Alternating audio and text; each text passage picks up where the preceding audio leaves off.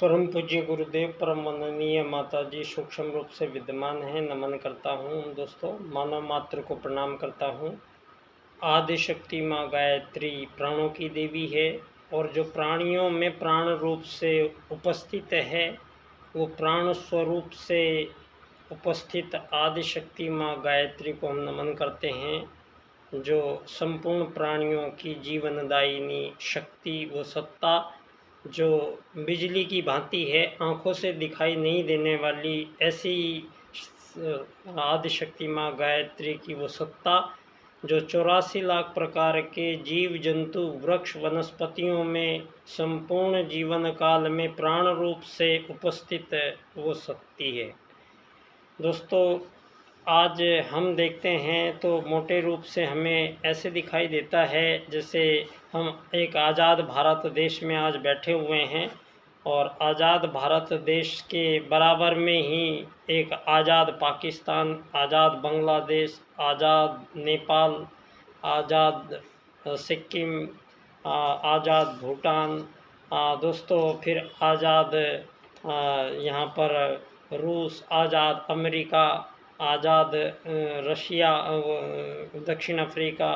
और इतने सारे ये आज़ाद देश दोस्तों बनते चले गए हैं। और आज सारी दुनिया में आज़ादियों के जश्न मनाए जाते हैं प्रत्येक देश में। और इस आज़ादी के नाम पर एक ऐसा माहौल तैयार किया गया है जिससे दोस्तों यहाँ धरती पर मानवों के बीच जो आज की कार्यक्रम हैं, वो सभी कार्यक्रम संपूर्ण मानव जाति आज दिशा भ्रमित दिखाई देती है। जहाँ अगर हम एकांगी अपने मानव जीवन से के संबंध में भी बात करें तो धरती पर इस समय कोई भी मानव आत्म संतोष, आत्म तृप्ति के एहसासों से सारी दुनिया कोसों दूर चली जा रही है और चिड़चिड़ापन और तृष्णा, वासना, अहमता और दर्प और मानव से यहाँ स्वार्थ बस जुड़ा हुआ है। और एक ऐसी जीवन पद्धति आज हमारे सामने हमें दी गई है जिस जीवन पद्धति में हम आज़ाद देश वाले लोग दोस्तों अपनी आज़ादी जो है ये इस आज़ादी पर बात करनी सबसे पहले ज़रूरी है। दोस्तों, आज हम बात कर रहे हैं उस छत्र छाया में हम लोग आए हैं और उस धरती पर आज हम जीवित विराजमान हैं, जिस धरती पर दोस्तों यहाँ 2500 सालों में, पिछले 2500 सालों में एक धरती पर ऐसा नैरेटिव स्थापित करने की कोशिश की गई है पश्चिम के द्वारा कि मानवों का जन्म यहाँ डार्विन और चार्ल्सवाद के अनुसार हुआ है और यहाँ पहले मछली से बंदर, बंदर से फिर मानव बना है। ये विकास क्रम का सिद्धांत आज सारी दुनिया में इम्प्लीमेंट है, अप्लाई किया हुआ है और सारी दुनिया के मानवों को यही पढ़ाया बताया जा रहा है। और सारी दुनिया में ये जो भ्रम की स्थिति आई है दोस्तों, ये जो आज़ादी जो शब्द है, ये पहली बात तो यहाँ पर हम उस सनातन भारत से बात कर रहे हैं जो सनातन भारत दोस्तों अपने पीछे लाखों करोड़ों अरबों साल की अपनी मानव जीवन की गाथाएं यहाँ पर लिखी जा चुकी हैं। और सारी दुनिया में दोस्तों ये चार्ल्सवाद और डार्विनवाद के अनुसार और सारी दुनिया में ये 2500 सालों में मानवों को गुलाम बनाना और मानवों को लंबे समय तक गुलामी के दलदल में कत्लेआम मचाया गया है। और यहाँ झंडे गाड़ के अपना देश, अपना शासन स्थापित करने की कोशिशें यहाँ हज़ारों साल से चल रही है। दोस्तों, आज सारी दुनिया के जो आज़ाद देश हैं, मैं उन सब से निवेदन करना चाहता हूँ और सारी दुनिया के मानव जो इन आज़ाद देशों में निवास करते हैं, मैं सभी से एक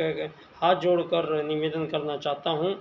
दोस्तों, यहाँ जितने भी जीव जंतु दिखाई देते हैं आपको, चिड़िया, तोते, कबूतर, हाथी, शेर, मगरमच्छ, बंदर, कुत्ते, बिल्ली, ये जितने भी आपको जीव दिखाई देते हैं दोस्तों, अब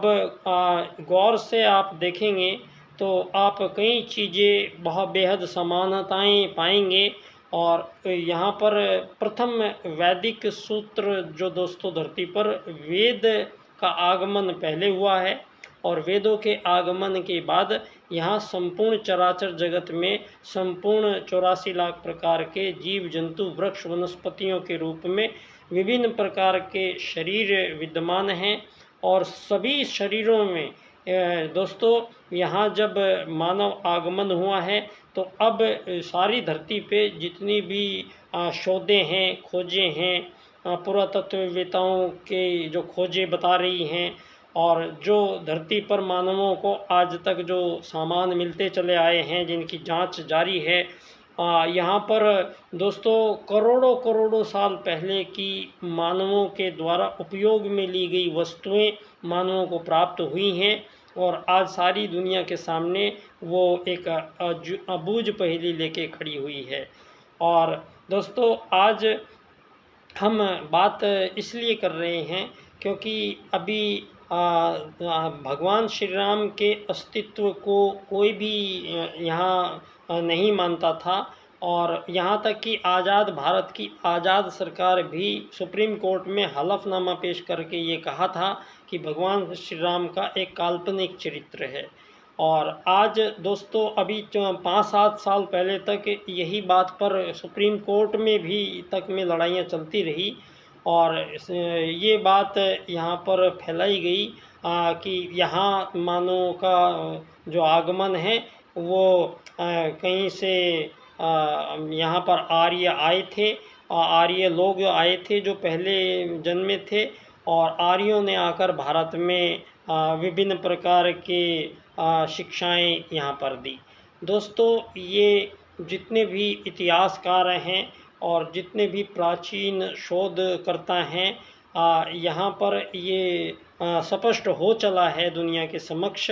दोस्तों नासा की प्रयोगशाला ने भगवान श्री राम द्वारा बनाया गया श्री राम सेतु पुल का चित्र आज सारी दुनिया के सम्मुख प्रस्तुत किया है, और उसकी जांच पड़ताल के बाद उनको ये घोषणा करनी पड़ी है कि ये धरती पर 5000 से और 7000 साल के बीच में मानव निर्मित पुल है। तो यहाँ पर वो पुल जो पत्थर तैरते थे, इस प्रकार का मानव निर्मित पुल है, और भगवान श्री राम के अस्तित्व को मान लेते ही अब ये जो आपके डार्विन और चार्ल्स वाद थे, इनका समापन हो जाता है। दोस्तों यहाँ जो आज सारी दुनिया को पश्चिम ने ये टेलीविज़न की खोज इसने की, रेडियो की खोज ग्राहम उसने की, यहाँ परमाणु की खोज डाल्टन ने की, यहाँ हवाई जहाज़ की खोज ब्रदर्स ने की, इस प्रकार से सारी दुनिया को भ्रमित किया गया है। और यहाँ पर अब भगवान श्री राम के अस्तित्व को सिद्ध हो जाना अब ये साबित करता है कि यहाँ मानव भारत में अभी से नहीं है, यहाँ 7000 साल पहले भगवान श्री राम ने आकर श्री राम राज्य की स्थापना की थी। और 7000 साल से पहले भी यहाँ कितने पहले से यहाँ मानव है, यहाँ लाखों करोड़ों अरबों साल तक की यहाँ पर चीज़ें प्राप्त हुई हैं धरती पर, जो मानवों के होने का और उनके श्रेष्ठ मानव होने का प्रमाण है। दोस्तों आज हमारा सौभाग्य है कि आज लेखा जोखा लेने का ये समय संक्रमण काल, संधि काल चल रहा है, और हमारे बीच में साक्षात महाकाल स्वयं पधारे हैं, और युग परिवर्तन ऐसे दौर में हो रहा है जहां सारी धरती पर मानवों के बीच युद्ध, शोषण, वध, हत्याओं का एक लंबा सिलसिला चला आ रहा है। दोस्तों यहाँ अब जो ऋषि युग समाज हमारा अदृश्य रूप से हिमालय क्षेत्र में जो हजारों लाखों करोड़ों साल से रहते आए हैं, वहाँ से विशेष ऊर्जाएं धरती पर भेजी गई, और यहाँ स्वयं साक्षात महाकाल आप लोगों के बीच में आए। और दोस्तों सनातन भारत में जो हमारे प्राचीन पूर्वज धरती पर जो आए थे वो मनु थे, और मनु का पहला सतयुग काल में आए थे। 1000 साल की आयु थी। मानव की हाइट हेल्थ बहुत बढ़िया थी, और मानव का जो दिमाग है वो सत्व में उपस्थित रहने के कारण दिमाग का 100% भाग भी वो उपयोग करने की कला में निष्णांत वो वैज्ञानिक ऋषि प्रथम आगमन काल में आए। दोस्तों यहाँ प्रथम आगमन काल में ही हमारे आर्यों ने यज्ञ विज्ञान का आविष्कार किया था, और यज्ञ विज्ञान के माध्यम से वो लोग यहाँ विभिन्न ग्रह नक्षत्रों, निहारिकाओं, उपतिकाओं और पूरे आकाश गंगाएं और संपूर्ण ब्रह्मांड में उन लोगों ने यज्ञ विज्ञान के माध्यम से अपने संपर्क स्थापित किए। और वो लोग इतने श्रेष्ठ वैज्ञानिक हुए हैं सारे, वो सभी हमारे महान ऋषि कहलाए हैं। और उन मानव जीवन का जो आगमन धरती पर हुआ, दोस्तों 2 वैदिक सूत्रों का आगमन प्रथम हुआ है, उनके पश्चात ही सारी धरती पर मानव जाति का आगमन हुआ है। और वो सूत्र हैं आत्मवत सर्वभूतेषु और वसुधैव कुटुंबकम। दोस्तों आत्मवत सर्वभूतेषु के सूत्र के अनुसार धरती पर मानव आए हैं, और आत्मवत सर्वभूतेषु के ही सिद्धांत से उन लोगों ने अपने जीवन को बरकरार रखा है। और वसुधैव कुटुंबकम के उनके लक्ष्य थे, जो संपूर्ण संसार में आर्यों का आगमन, मानवों का आगमन, आर्यों का आगमन हुआ। और आर्यों से दोस्तों लंबे काल तक आर्यव्रत क्षेत्र में आर्यों ने सभी सतयुग में आए थे, तो मानवों के बीच किसी प्रकार का कोई त्रुटि नहीं थी, और मानवों के बीच ना ही कोई यहाँ राजा था, ना कोई प्रजा थी, ना कोई दंड था, ना कोई दांडिक थी। तो इसका मतलब यहाँ पर जब मानव आए हैं तो वो सबसे पहले वेद ज्ञान यहाँ ऋषि को प्रकट हुआ है, और वेद ज्ञान के जो महत्वपूर्ण सूत्र हैं उनके अनुसार आचरण करने का विधान का ही उल्लेख करके और मानव को अपने होने का एहसास कराते हुए प्रथम प्रश्न का उत्तर देते हुए आत्मवत सर्वभूतेषु में परमात्मा जो कण कण में व्याप्त है, प्रत्येक जीव जंतु वृक्ष वनस्पतियों में समान रूप से व्याप्त वो आत्मा एक ही है। और दोस्तों आदि शक्ति माँ गायत्री प्राण के रूप में है, और प्राण चारों तरफ बिखरा पड़ा है, आपको दिखाई नहीं देता है। आपको परमात्मा संपूर्ण ब्रह्मांड में कण कण में व्याप्त है, वो भी दिखाई नहीं देता है। और परमात्मा का ही एक अंश आत्मा जब धरती पे आता है वो भी किसी को दिखाई नहीं देता है। तो तीनों चीज़ दिखाई नहीं दे रही है, लेकिन तीनों चीज़ों का जो प्रकटीकरण सामने दिखाई दे रहा है वो सारी दुनिया में एक समान रूप से सबके समक्ष उपस्थित है। यहाँ दोस्तों मानव जीवन कोई बहुत लंबा चौड़ा जीवन नहीं है, 100 साल का भी जीवन नहीं बचा है, अधिकतम 74 साल की आयु रह गई है धरती पर। समस्त प्रकार के विज्ञान टेक्नोलॉजी इतने साधन सुख सुविधाएं अंबार खड़ा कर दिया गया है धरती पर। लेकिन दोस्तों एक सवाल हमेशा बना रहेगा, चाहे आप चांद पर जाकर रहिए, चाहे आप बृहस्पति पर जाकर रहिए, चाहे आप धरती पर रहिए, लेकिन एक सवाल हमेशा मानव को सुलझाना ही पड़ेगा कि मानव वस्तुतः है कौन। तो इस सवाल को हमेशा धर्म के क्षेत्र में उपयोग किया जाता रहा है। और इस युग परिवर्तन में दोस्तों सारे संसार में परम पूज्य गुरुदेव ने एक विपुल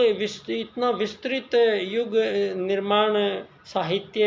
परम पूज्य गुरुदेव ने पहले ही लिख के दिया है, और संपूर्ण मानव जाति को ये साहित्य उन तक पहुंचना है और उनको पढ़ना मात्र है, और युग परिवर्तन हो जाएगा। तो ऐसी देव सत्ता का आगमन, आश्वासन, वो महान देव आत्मा इस धरा पर आए हैं और हमारे बीच में मानव जाति के लिए आज जो सारी दुनिया में आज़ादियों में बटे हुए मानव समाज और ये अमीर गरीब मालिक नौकर में बसी हुई सारी धरती पे दुनिया, दोस्तों ना तो यहाँ पर मानव को कोई अमीर गरीब बनने की ज़रूरत है और ना ही यहाँ कोई मालिक नौकर हो सकता है। यहाँ दोस्तों अब जो धर्म धरती पर आर्यों ने जब पहली बार यहाँ पर धरती पर सतयुग के बाद में राजनीति की स्थापना करने का समय आया, तो पहली बार राजनीति आर्यों ने सभी आर्य मिल के बैठे और आर्यों में दोस्तों 3 चुनाव कराए गए। सभी मानवों ने धरती पर 3 चुनावों में हिस्सा लिया प्रथम मानव राजनीति के समय, और वो 3 चुनाव थे कि मानव सर्वश्रेष्ठ जीव है, ये सतयुग के बाद से ही सबको इस चीज़ का ज्ञान था, और मानव है कौन, वो एकात्म सत्ता है और उसका पिता परमात्मा है, उससे उसका संबंध है, ये भली भांति ज्ञान था। और यहाँ अब मानव यहाँ जो प्रकट हुआ है, मानव का लक्ष्य यहाँ पर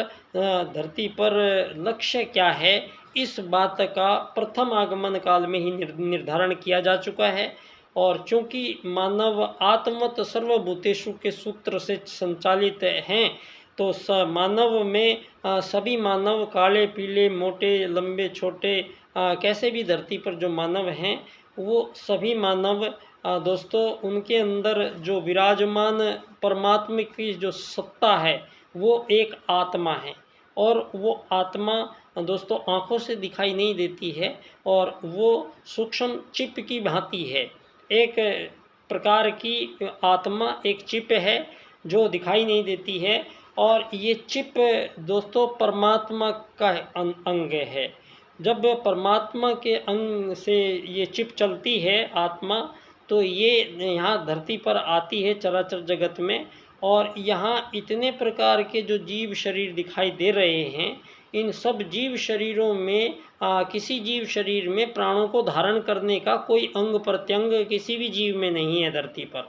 और जो प्राणों को धारण करता है वो जीव के अंदर दोस्तों एक आत्मा है, एक सोल है, वो प्रवेश पहले करेगी, और जब सोल प्रवेश करती है उसके बाद ऑटोमेटिक आदिशक्ति माँ गायत्री का प्राण जीव खींचने लगता है। तो इस प्रकार से संपूर्ण शरीरों में बैठी हुई वो आत्मा एक ही है, और उस आत्मा में ही वो शक्ति है कि वो आदिशक्ति माँ गायत्री के प्राणों का धारण करती है और प्राणी कहलाते हैं, और सभी प्राणियों को आत्मवत सर्वभूतेषु और वसुधैव कुटुंबकम के भाव से धरती पर रहने का विधान दिया गया है। धरती पर सतयुग के बाद में आर्यों ने जब पहली बार यहाँ पर त्रुटियाँ होने लगी, राजसिक और तामसिक आहार मानवों ने ग्रहण करना शुरू किया, तो मानवों की बुद्धि का जो स्तर था वो जहाँ उसका लिंक था जिस परमात्मा से,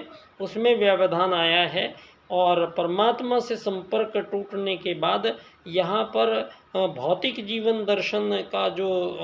यहाँ धरती पर आविष्कार हुआ है, ये भौतिक जीवन दर्शन को पूंजी से वाद से आप देख सकते हैं। और पूंजीवाद है कि मानव जीवन जो धरती पर जी रहे हैं, उनको यहाँ जीने के लिए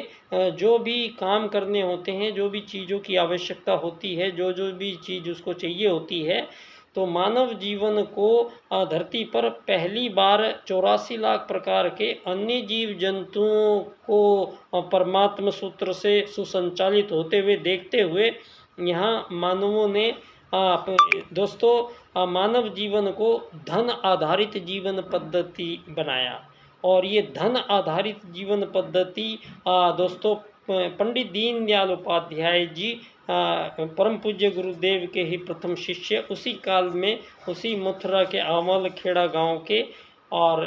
वो आए धरा पर, और उनके जीवन में संपूर्ण अखंड ब्रह्मचर्य का पालन करते हुए परम पूज्य गुरुदेव को समर्पित जीवन जीते हुए और युग निर्माण योजना के अंतर्गत नए युग की नई राजनीति देने का ये श्रेय दोस्तों धरती पर पहले मनु थे, पहले राजा मनु को बनाया गया था और मनु ने धरती पर पहली राजनीति पेश की थी मनुवाद। मनुवाद में दोस्तों धर्म अर्थ काम मोक्ष वही लक्ष्य रखे गए थे जो सतयुग में थे और संपूर्ण प्रकार से धर्म अर्थ काम मोक्ष की प्राप्ति करने के लिए मानव जीवन का लक्ष्य निर्धारण हुआ है और यहाँ भारत में इसी संस्कृति का पोषण संपूर्ण विश्व में आर्यों के द्वारा हुआ है।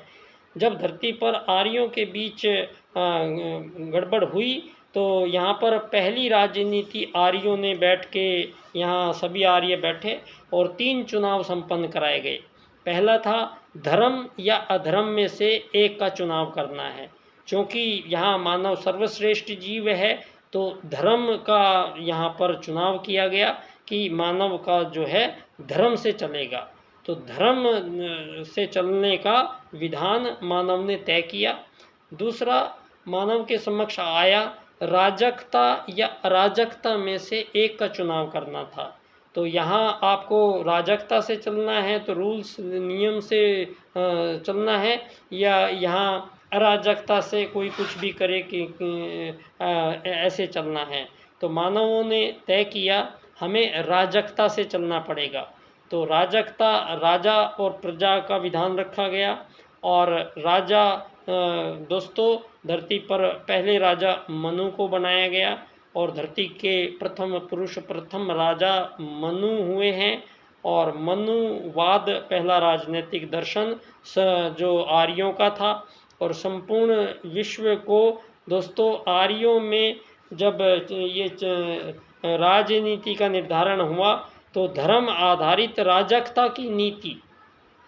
और तीसरा चुनाव था आर्यों के बीच कि आपको नीति से चलना है या अनीति से चलना है। तो नीति कोई पॉलिसी से चलना है या बिना पॉलिसी के चलना है। तो मानवों ने तय किया कि हमें नीति से चलना है।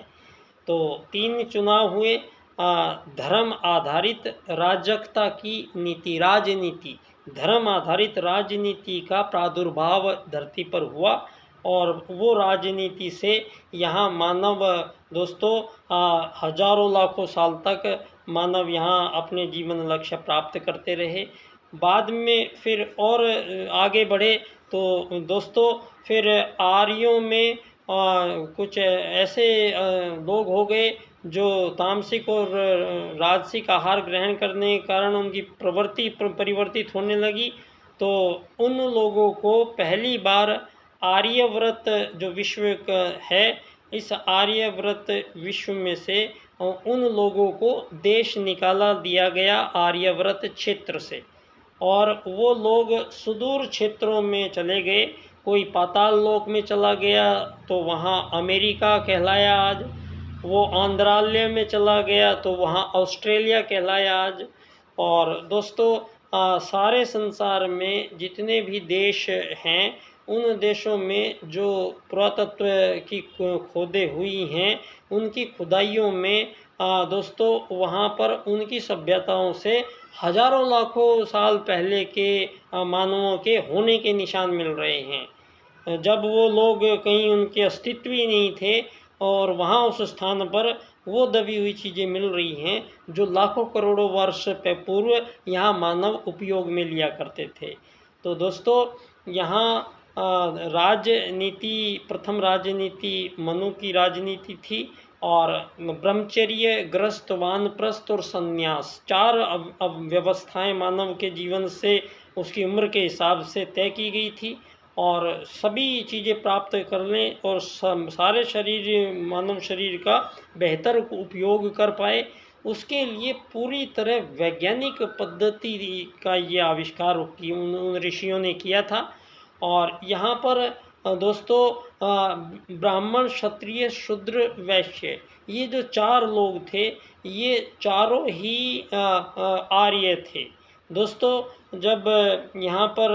आर्यों ने देश निकाला दिया वो लोग अनार्य कहलाए और वो अनार्य सुदूर क्षेत्रों में बसते चले गए और वहाँ उनके कबीले और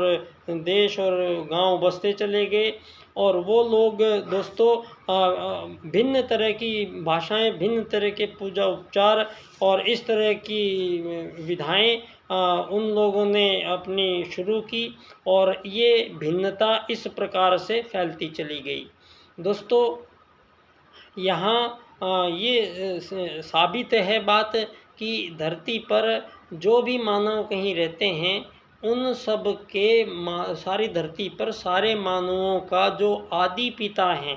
धरती पर वो मनु हैं। तो यहाँ पर ना ही कोई ये भिन्न भिन्न जातियाँ थी, ना कोई भिन्न भिन्न धर्म जो आज दिखाई देते हैं। ये धर्म और राजनीतियों में जो बटा है देश, ये दोस्तों 2500 साल का ये षड्यंत्र है मानवों का, जो यहाँ पर मानवों को गुलाम भी बनाया गया और फिर वही लोग अब आज़ादियों के सर्टिफिकेट बांट रहे हैं और सारी दुनिया में हथियार दे दे के युद्ध करवाए जा रहे हैं और आज़ादियाँ बांटी जा रही है और पूंजीवाद और सख्त होता चला जा रहा है और मानवों के विज्ञान ने आर्टिफिशियल इंटेलिजेंस और आर्टिफिशियल जनरल इंटेलिजेंस का उपयोग करना प्रारंभ कर दिया है। और इस को प्रयोग करने के बाद सारी दुनिया में दोस्तों मानव जाति आने वाले बहुत ही 3-4 साल के अंदर ही 85% जो मानव धरती पर काम कर रहे हैं, इन सब के काम को मानवों से बेहतर ये मशीनें करने लगेंगी और मानवों के समक्ष आके धरती पर अब ये प्रश्न उपस्थित हो गया है कि मानव यहाँ धरती पर आखिर करेंगे क्या। तो इस सवाल का भी जवाब समेटे हुए ये काल का अगला पड़ाव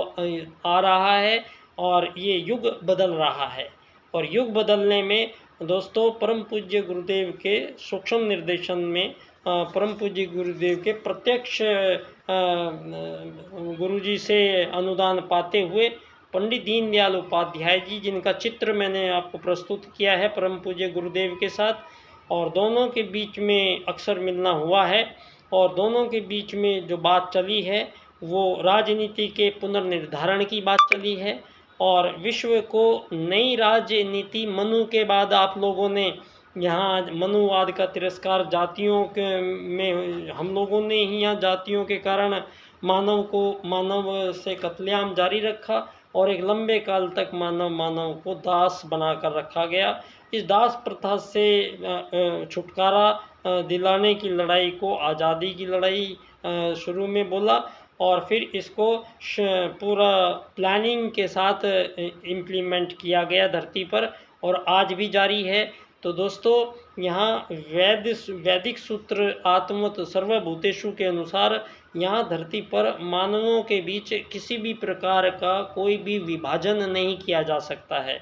मानवों के बीच में किसी भी प्रकार का कोई विभाजन स्वीकार नहीं है आत्मवत सर्वभूतेषु के सूत्र के अनुसार। और जो ये कृत्रिम रूप से धरती पर अमीर गरीब बनाया गया है मानवों को, ये इसका खुलासा भी पंडित दीनदयाल उपाध्याय जी धरती पर पहली बार राजनीति में करते हैं और अपने अर्थायाम का राजनीतिक दर्शन प्रस्तुत करते हैं। और अर्थायाम में दीनदयाल जी कहते हैं एक ऐसी राजनीति दुनिया में लाने की जहाँ किसी भी मानव को पूरे जीवन काल में धन की कमी नहीं होगी और ना ही किसी के पास धन जीवन में अधिक होगा। ऐसी राजनीति है अर्थायाम की राजनीति। और एकात्म मानववाद का राजनीतिक सिद्धांत इन्होंने प्रस्तुत किया, जहां धरती पर सारे मानवों के बीच आज इतने विभाजन और विभेद कि ये पूर्व पश्चिम उत्तर दक्षिण, ये काले गोरे, ये हिंदू मुस्लिम सिख ईसाई और ये SC ST जनरल OBC और ये इतने सारे ये विकसित अविकसित विकासशील और ये G5 G10 G20 और ये आपने जो ये जमावड़े बनाए हैं धरती पर। दोस्तों अब विश्व को एक नई राजनीति की आवश्यकता है और एक ऐसी राजनीति आई है धरती पर। पंडित दीनदयाल उपाध्याय जी के 4 राजनीतिक सूत्र उन्होंने अपने जीवन में दिए हैं। उन 4 राजनीतिक सूत्र की व्याख्या इस क्रम से आप कीजिए। आर्थिक लोकतंत्र द्वारा अर्थायाम आधारित एकात्म मानववाद की स्थापना से अंत्योदय की प्राप्ति हम करेंगे। तो दोस्तों मेरा विषय है एकात्म मानववाद एवं समग्र व संपूर्ण वैश्वीकरणवाद ही वसुदैव कुटुंबकम बनेगा। और आत्मत सर्वभूतेषु के सूत्र की सिद्धि इस बार राजनीति में स्थापित होती है। और पहले राजनीति में ये सवाल किया जाता है कि मानव है कौन, और मानव का परिचय दीजिए। और परिचय के बाद अब आगे धरती पर जो भी राजनीति होगी वो मानव के परिचय के बाद होगी। और मानव का जो उपयुक्त जो परिचय है उससे मानव जीवन को पुनः दिशा देने का ये क्रम युग परिवर्तन है। और इस युग परिवर्तन में परम पूज्य गुरुदेव स्वयं हमारे आगे साथ चल रहे हैं, और अखंड ज्योति जल रही है और मशाल चल रही है। आप सब लोग पीछे ना रह जाएं और समय के साथ अपनी गति को बनाए रखें, और युग बदलने वाला है। दोस्तों, धरती पर अनीति, अन्याय, शोषण, मानव का विशेषकर महिलाओं का हजारों सालों से ये जो शोषण हुआ है धरती पर, ये शोषण बंद होगा धरती पर। और पुनः मानव को सर्वश्रेष्ठ मानव किस प्रकार बनेंगे, वो जीवन पद्धति, वो युग निर्माण जीवन पद्धति, वो नए युग की जो वापसी हो रही है, सतयुग की वापसी में दुनिया के सामने प्रस्तुत है। और ये युग निर्माण योजना दोस्तों, सौभाग्य हमारा है 30 सितंबर को पंडित दीनदयाल उपाध्याय जी की जन्मस्थली धानक्या स्टेशन जयपुर, जिस पर मैं पिछले 20 साल से परम पूज्य गुरुदेव के सूक्ष्म निर्देशन में